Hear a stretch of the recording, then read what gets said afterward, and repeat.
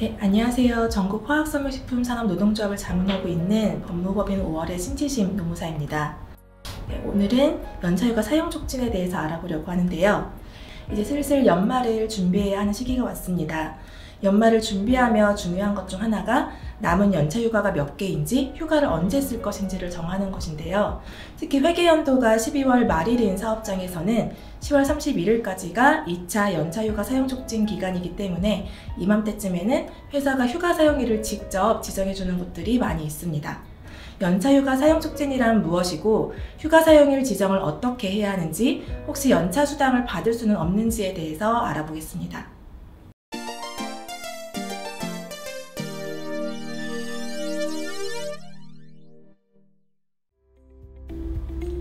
먼저 연차휴가 사용 촉진의 개념부터 확인하겠습니다.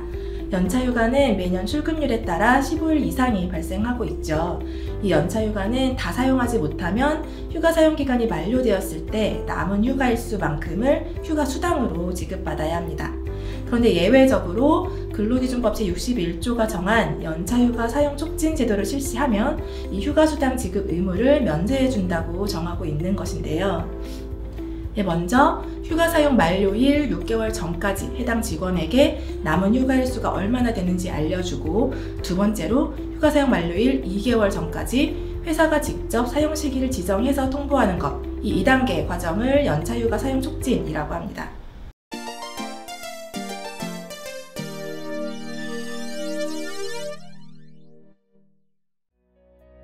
네, 연차휴가 사용 촉진은 이렇게 2단계로 정해져 있고, 이 2단계 과정이 모두 둘 다 빠짐없이 진행되어야 합니다. 네, 먼저 회사가 해당 직원에게 남은 휴가일수를 알려주고 직원으로부터 휴가 사용 계획서를 제출받는 것이 1단계입니다. 그 다음 2단계로 직원이 휴가 사용 계획서를 제출하지 않는다면 회사가 직접 휴가 사용일을 정해서 통보를 해야 합니다. 이 두 번째 단계까지 모두 충족해야 하므로 남은 휴가일수를 알려주기만 한 것은 연차휴가 사용 촉진이라고 볼 수 없고요. 사용자는 연차휴가 수당을 지급해야 합니다. 이때 휴가 사용 촉진을 아무 때나 해서는 안 되고요. 법이 정한 기간을 지켜서 해야 합니다. 사용자는 직원에게 휴가 사용 만료일 6개월 전으로부터 10일 이내에 남은 휴가일수를 알려줘야 하고, 해당 직원은 통보받은 날로부터 10일 이내에 휴가 사용 시기를 정해서 사용자에게 전달합니다. 그리고 해당 직원이 휴가 사용일을 지정하지 않은 경우에는 사용자는 휴가 사용 만료일 2개월 전까지 사용자가 직접 휴가 사용일을 정해서 통보를 하는 것입니다. 휴가 사용 만료일이 12월 31일인 경우를 기준으로 해서 단계별 시기를 표로 정리하면 이 그림과 같습니다. 정해진 기간을 하루라도 지키지 못하게 된다면 연차휴가 사용 촉진의 효과가 없고 연차휴가 수당을 지급해야 합니다.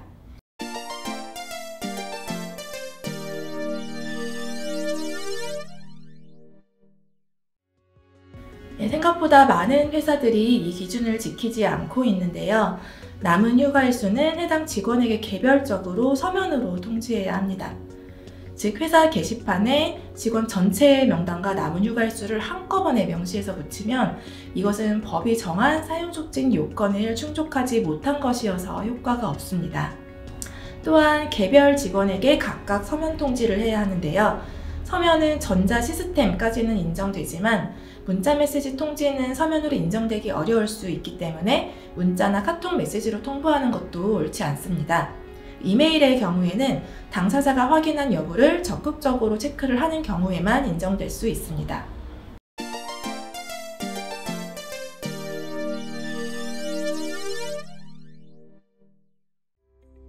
하반기에 휴가를 언제 사용할지 몇 달 전에 미리 정하라고 하는 것이기 때문에 여러모로 좀 부담이 되는 일입니다.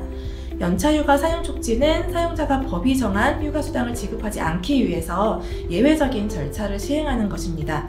노동자의 입장에서는 휴가를 원하는 시기에 사용할 권리가 있고, 휴가 사용 계획서 제출이 법이 정한 근로자의 의무는 아니기 때문에 이것을 거부한다고 해도 아무런 문제가 없고 이것을 이유로 불이익을 받아서도 안 됩니다. 다만 나중에 회사가 휴가일을 직접 지정해서 통보를 하는 경우에는 그 날짜에 휴가를 쓸 것인지 변경할 것인지 판단이 좀 복잡해질 수 있습니다.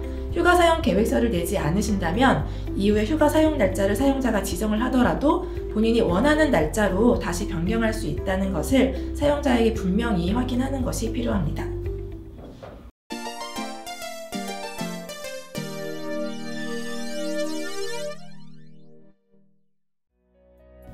네, 휴가 사용 계획서를 제출했지만 막상 실제로 사용하는 휴가일은 달라지면서 휴가 사용 계획서는 좀 형식적인 것으로 남는 경우가 많이 있습니다. 몇 달 전에 미리 휴가 사용일을 정하면 이후의 사정에 따라서 얼마든지 휴가 사용일이 달라질 수 있기 때문입니다. 네, 원칙적으로 연차 휴가는 노동자가 원하는 날에 사용할 수 있다는 시기 지정권이 보장되어야 합니다. 노동자가 휴가 사용 계획서를 냈더라도 나중에 해당 직원이 원하는 날짜로 변경이 보장되어야 노동자의 휴가 시기 지정권이 침해되지 않습니다. 이때 사용자들은 사용 촉진 효과를 걱정을 하면서 휴가 날짜 변경을 허락하지 않을 수도 있는데요. 애초에 제출한 사용계획서의 날짜를 변경하는 것임을 좀 분명히 하고 변경 신청서를 제출을 받으면 사용자 입장에서도 사용 촉진 요건을 충족하는 데 아무 문제가 없기 때문에 노동자가 휴가 사용일을 바꾸는 것은 제한하지 말아야 합니다.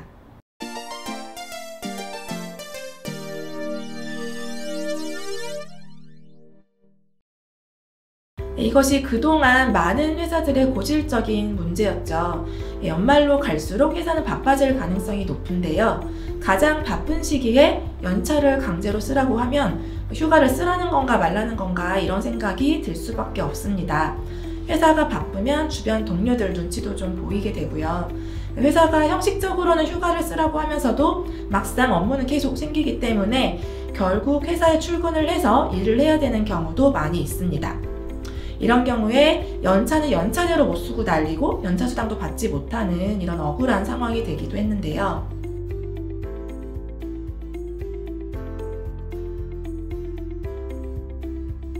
휴가를 사용하기로 한 날에 해당 직원이 출근을 한 경우 사용자가 노무수령 거부를 명시적으로 하지 않아서 정상적인 근로를 제공했다면 연차수당을 지급해야 한다라는 것입니다. 여기서 노무수령 거부가 구체적으로 어떤 것을 말하는지 노동부 행정해석을 참고할 수 있습니다.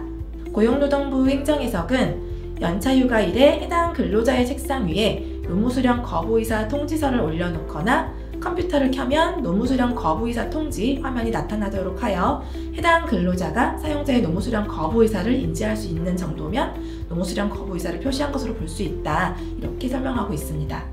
그리고 노무수령 거부의사를 이메일로 통지하는 경우도 있는데요. 이렇게 이메일로 통보하는 방식은 근로자가 이메일을 열람했다 하더라도 메일 내용을 정확하게 인지했는지 확인을 할 수 없어서 근로자가 인지할 수 있는 정도의 의사표시 수준은 아니다 라고 하고 있습니다.